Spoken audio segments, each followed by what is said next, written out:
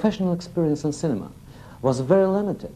He had made on film a 4-minute parody, Glomov's Diary, to be shown as part of a theater production.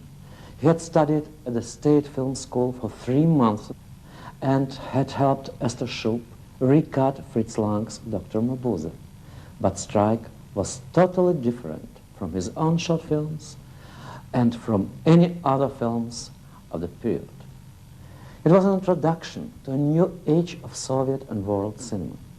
A famous actor said at the time that Strike would have been a marvelous backlash for himself, but Eisenstein had deliberately chosen the film to make a film without stars and without a conventional plot. If Strike had been made in the traditional way, we would have had a melodrama, a love story between the daughter of a factory owner and a young worker who became the leader of the strike. Eisenstein rejected this approach. He wanted history as the story of the film.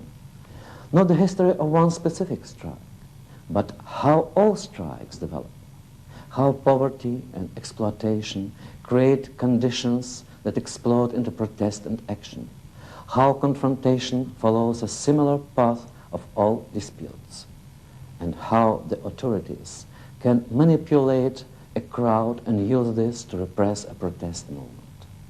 The film has no individual heroes. There are representations of historical forces, the factory owners, the workers, policemen, thieves, Cossacks. Workers were played by workers. This was Eisenstein's theory of typage, or types. This gave his film integrity and a sense of real life. The negative elements were shown as caricatures, played by broadcast actors in a grotesque, exaggerated style. Eisenstein underlines their characters in the way he cut the film. For example, juxtaposing spies with images of animals, the fox, the bulldog, the monkey. Sometimes his irony is amusing, sometimes it is bitter and tragic. The repression of the strike is illustrated by some very shocking shots of the slaughter of a bull. Eisenstein once said that as a child he had never even heard a fly, that the tragic images in his films were not a sign of sadism, but the only way he felt he could represent the real image of history. Strike was enthusiastically received by the younger generation of Soviet film critics and filmmakers.